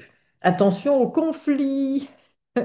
Non, ça c'est le penchant négatif. En positif, si vous êtes né un 16, c'est vraiment une arcane des révélations, des libérations soudaines, des prises de conscience soudaines, hein. La personne, elle possède vraiment une capacité à faire tomber les illusions, à bousculer les certitudes, à ouvrir les yeux. Alors, elle peut provoquer des changements radicaux, mais salutaires, hein, qui amènent à reconstruire sur du vrai. Il y a un petit quelque chose qui rappelle l'arcane sans nom dans la maison de Dieu. Tout s'écroule, mais pour reconstruire. Reconstruire sur des bases plus solides, hein. Dans la relation, elle apporte l'authenticité, la franchise, la vérité sans détour. Elle va symboliser aussi une grande énergie créative qui jaillit quand les structures figées s'effondrent, hein. Donc vraiment, c'est la personne qui, par une phrase ou un acte, fait exploser une situation bloquée et libère tout le monde. Alors attention dans le versant négatif. ça peut donner des conflits. On peut être soi-même très conflictuel et créer des conflits avec les autres, hein. On peut vivre aussi des ruptures brutales, des crises violentes et des pertes soudaines. On risque d'être trop impulsif, trop explosif, trop imprévisible. Euh, Parfois, dans le versant vraiment négatif, on peut détruire plus qu'on ne construit si on canalise pas l'énergie, hein. Il y a vraiment une grande énergie là dans la maison de Dieu, hein. Alors, dans la relation, eh ben, c'est une personnalité qui peut vraiment effrayer par son intensité et être perçue comme vraiment instable ou trop excessive. C'est celle qui claque la porte en plein dîner, qui met fin à une situation de manière radicale, qui t'a choqué tout le monde, hein. Voilà, c'est ça. Alors, l'arcane qui va venir équilibrer la maison Dieu, c'est l'étoile, le 17, hein. L'étoile, elle apporte à la maison Dieu la douceur, la sérénité, la confiance, puis la reconstruction harmonieuse. Là où la maison Dieu détruit, l'étoile, elle reconstruit dans la paix et dans la confiance et puis dans la foi. Voilà.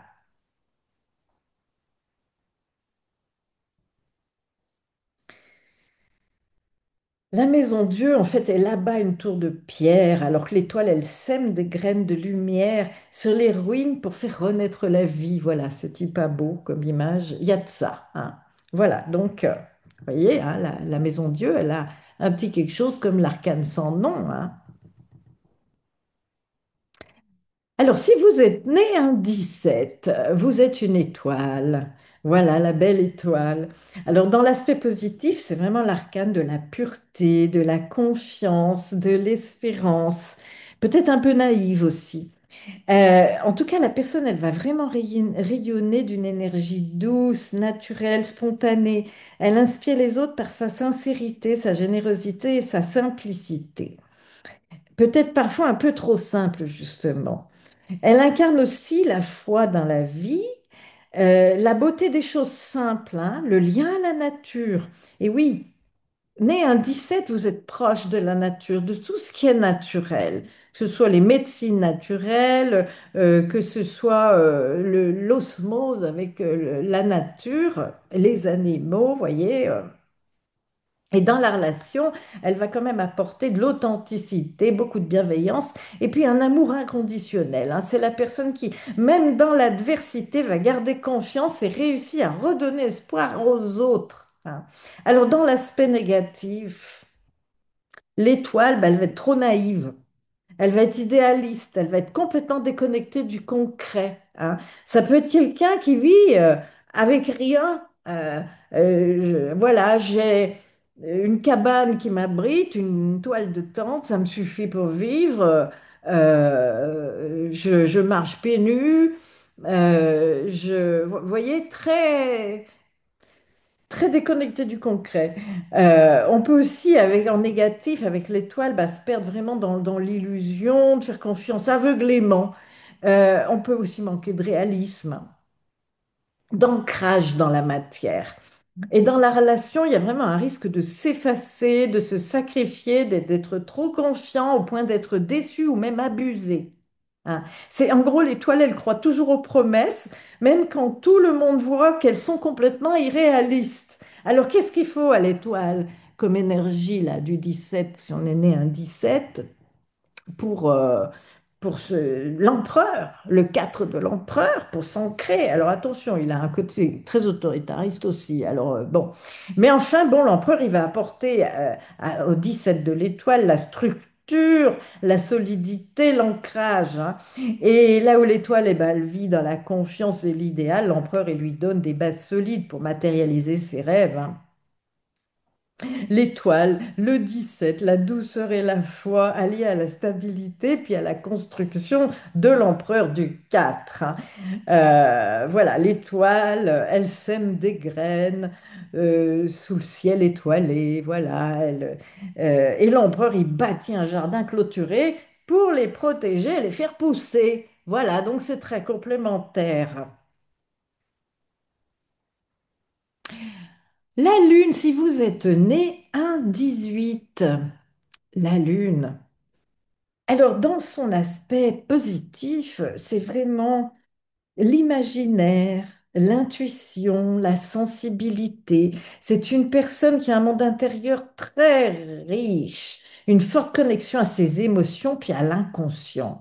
Elle perçoit ce que les autres ne voient pas. Elle capte les ambiances, les non-dits, les rêves. Elle va bien avec la papesse, hein. Dans la relation, elle apporte une écoute subtile, de l'empathie, une capacité à comprendre au-delà des mots et parfois à se comprendre sans avoir besoin de parler, hein. Littéralement télépathique, hein.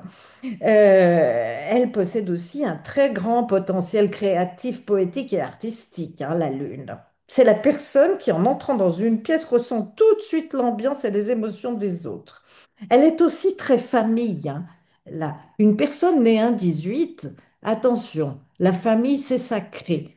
Et dans les aspects négatifs de la Lune, on peut traîner aussi une famille toxique et ne pas pouvoir s'en défaire parce qu'on est famille, justement. Et donc, on a une lourde charge transgénérationnelle à dégager de sa vie, hein. Voilà, si tant est que ce soit possible. Alors, en aspect négatif, la Lune, bah oui, elle peut tomber dans les illusions, la confusion, les peurs complètement irrationnelles, hein. Elle risque de se laisser piéger par les fantasmes, les mirages, les dépendances affectives aussi.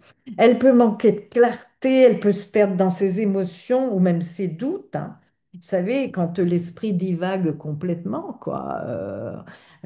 Voilà, et quand on se fait des mauvais films, hein, la psyché part dans tous les sens, les gros bad trips, comme on dit, hein.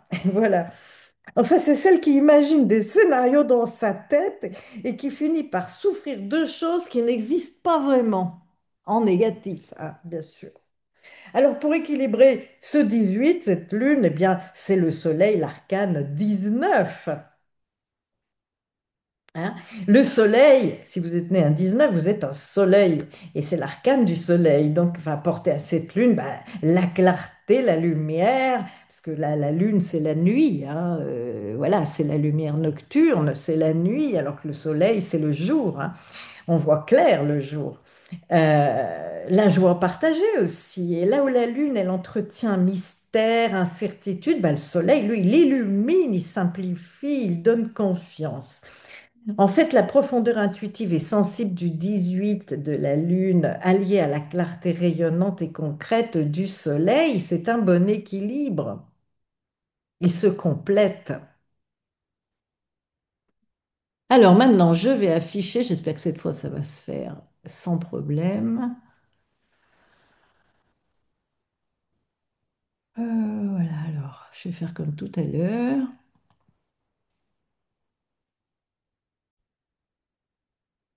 Notre Soleil, voilà, l'arcane 19, si vous êtes né un 19. Eh bien, c'est l'arcane de la clarté, de la vitalité, de la joie. Et c'est une personne qui a un rayonnement naturel, hein. Elle est solaire, elle attire par sa chaleur, par son optimisme. Elle a une très grande capacité à créer des liens sincères, à rassembler, à collaborer. Et dans la relation, elle apporte lumière, générosité, loyauté et vérité. Elle incarne aussi la réussite, l'accomplissement et l'authenticité, être soi pleinement et fièrement, hein. C'est la personne qui illumine une pièce en entrant, hein, et qui redonne le sourire rien que par sa présence. Alors, en négatif, le soleil, il peut tomber dans l'orgueil, le besoin de reconnaissance et d'admiration, mais à l'excès, hein. Il y a un risque d'écraser les autres par son rayonnement ou de se croire au-dessus des autres. On peut devenir trop centré sur l'image, hein, ou sur le regard extérieur. Et dans une relation, ça peut manquer de discrétion. On impose trop sa présence, trop sa vérité. On peut aussi se montrer dominateur par excès de confiance, hein, avec le soleil. Voilà. Enfin, c'est la personne qui veut tellement briller qu'elle en oublie de laisser une place aux autres, hein. Elle tient de la place, hein.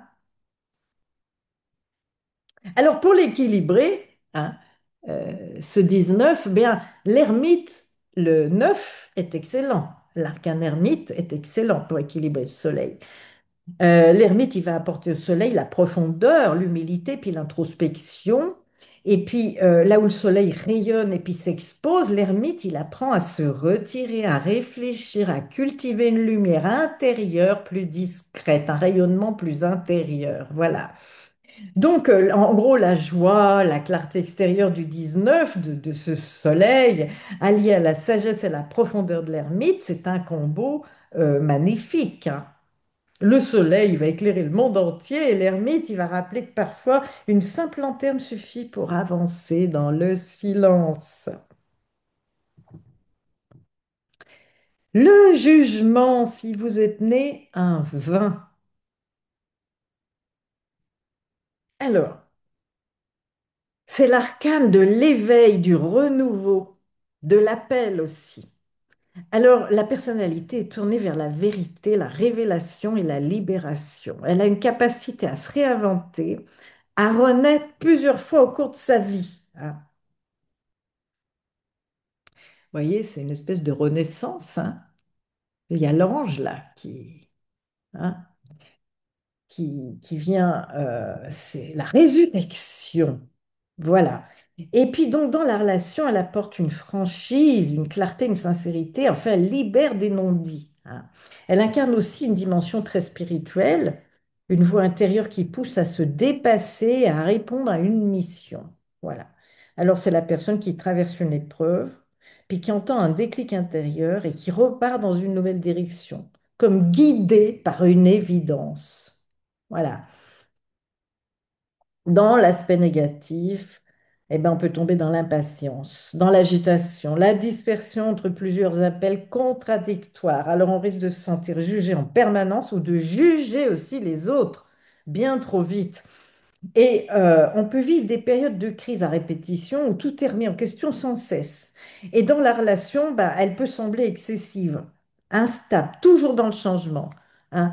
C'est un peu la personne qui dit régulièrement, j'ai tout compris, je change de vie, mais qui recommence encore et encore toujours la même chose, quoi.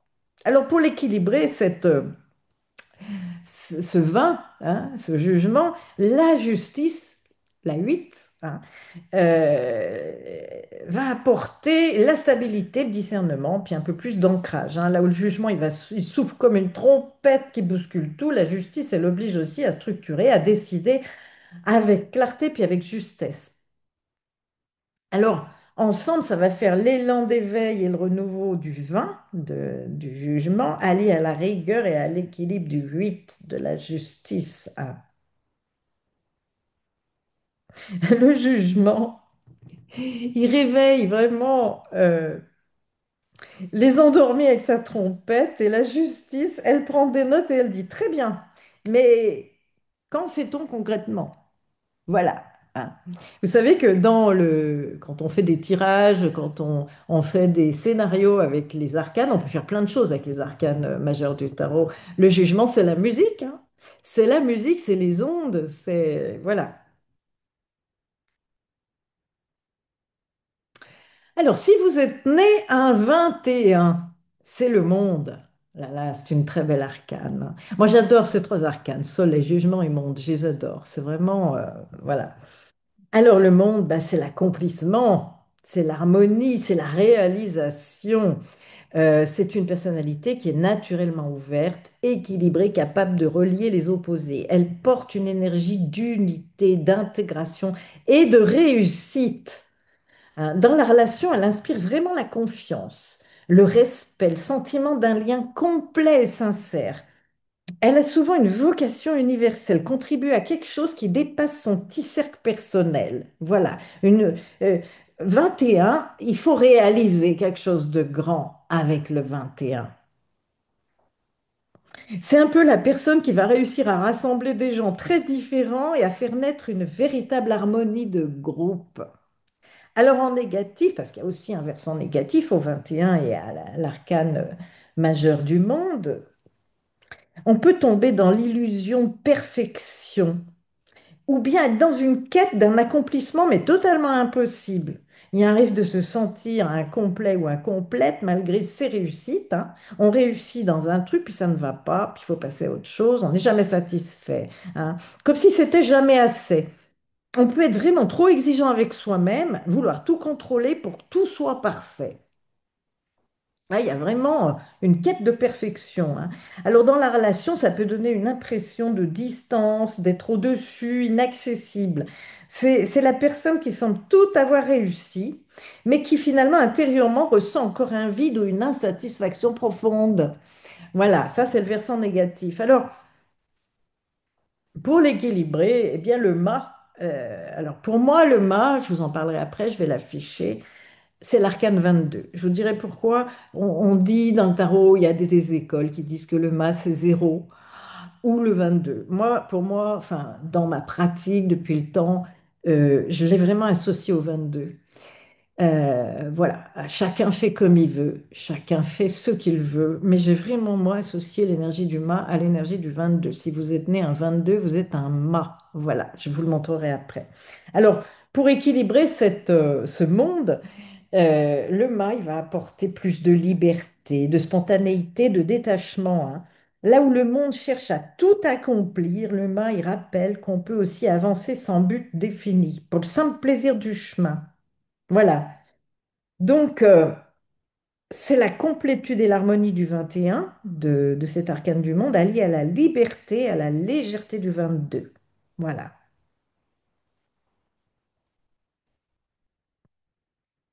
Alors le monde, bah, il danse dans son cercle d'accomplissement et le mât, il entre en scène avec son baluchon, puis il dit, et si on repartait à l'aventure? Et voilà. Donc je vais maintenant passer à l'arcane 22, l'arcane du mât, que j'ai mise à part justement.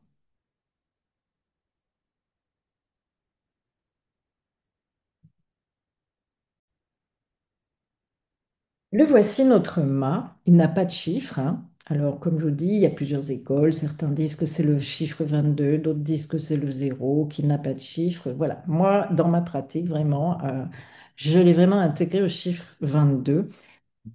Pourquoi? Bah, parce que c'est un petit peu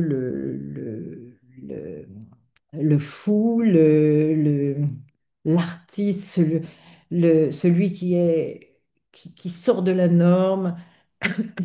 On pourrait le voir le- comme un clochard, en tout cas quelqu'un qui n'entre pas dans le moule. Voilà, l'artiste, l'incompris, le voyageur, et vraiment. euh, dans les dates de naissance que j'ai autour de moi, les personnes nées un 22 ont vraiment quelque chose de ce mât. Vraiment, vraiment. J'ai toujours retrouvé autour de moi toutes les personnes que j'ai étudiées nées un 22. Elles sont vraiment dans leur personnalité profonde, vraiment, elles représentent vraiment ce, ce fou. Voilà. Alors, fou, on s'entend, hein. Ça peut être une vraie folie, mais pas que. Né un 22, vous êtes un mât. Et donc, ce mât, bah, c'est la liberté. C'est l'élan vital et c'est l'indépendance. C'est une personne qui vit dans le mouvement, qui est ouverte aux expériences, qui est toujours prête à explorer. Elle va vraiment incarner la spontanéité, l'audace, la capacité à sortir des sentiers battus, hein. Et donc, dans la relation, elle va apporter fraîcheur, authenticité, légèreté, ouverture d'esprit, mais pas beaucoup de stabilité, hein. Elle aime avancer sans avoir de plan figé, guidée par son instinct et son désir de découverte. C'est vraiment la personne qui va faire sa valise du jour au lendemain pour partir à l'aventure, juste pour voir ce que la vie lui réserve. Voilà.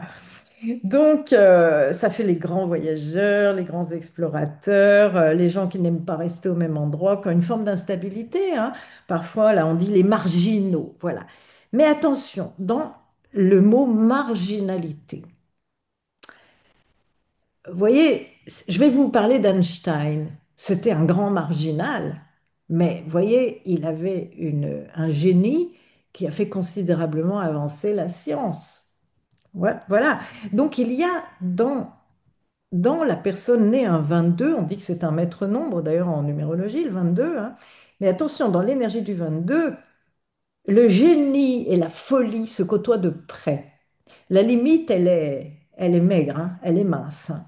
Donc, on peut apporter vraiment, on peut apporter au monde par sa marginalité quelque chose de fort important. Il faut pas voir que le marginal, la personne sur qui on peut pas compter, la personne qui vit dans la rue, la personne qui n'a pas de domicile fixe, ça peut être ça le 22. Oui, ça peut être ça, mais pas que. Ça peut être un très grand créateur dans des domaines aussi bien scientifiques qu'artistiques que littéraires, hein. Et oui, ce ne sont pas des personnalités faciles à cerner, les 22, hein. Alors, dans l'aspect vraiment très, très négatif du 22, ben, on peut vraiment tomber dans la marginalité totale, dans l'errance, l'instabilité, le refus d'assumer toutes les responsabilités, hein. C'est vraiment le clochard à la rue, hein, c'est ça, hein. Mais bon, c'est rare quand même. On a aussi une fuite des engagements. On a besoin de vivre dans l'improvisation permanente. On peut se disperser, s'égarer, manquer de structure ou de constance. Et donc, dans une relation, si tant est qu'un 22 arrive à avoir une relation, on peut avoir une impression d'être insaisissable, insouciant, peu fiable, quoi. En gros, c'est la personne qui dit on verra bien, hein, mais qui laisse les autres gérer les conséquences de ses choix aussi. Ça peut être ça, hein. Et complètement dans son mood à lui, quoi, hein. Et alors, la carte qui peut équilibrer cet empereur, c'est quand même le mât, hein. C'est le fou. Pardon, je voulais dire, la carte qui peut équilibrer ce 22, ce mât, c'est l'empereur. L'énergie 4 de la structure, de la stabilité. L'empereur, il est très ancré, il fait redescendre sur Terre, hein.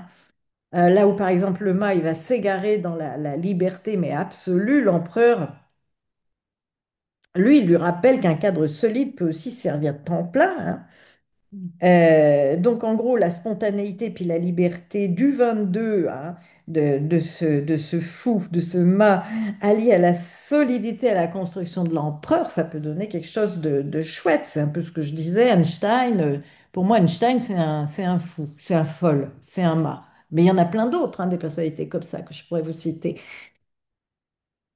C'est par ma différence, ma marginalité, que je peux apporter des choses au monde qu'on n'aurait jamais trouvées si je n'avais pas eu cette marginalité ancrée en moi. Voilà, dans l'aspect positif du 22, du mât, bien entendu. Voilà, donc ben, écoutez, c'était une première vidéo. J'ai envie de lancer ma rubrique tarot de Marseille. Si ça vous a parlé, ben, n'hésitez pas à me le dire en commentaire. Je serai toujours très contente de vous lire. Bon, j'ai fait bien sûr un petit topo par chiffre, hein.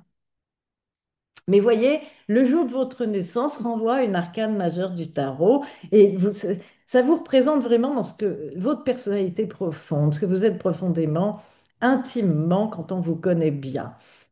Voilà, donc n'hésitez pas à liker, à vous abonner, à commenter et je vous retrouve très bientôt pour une toute prochaine vidéo.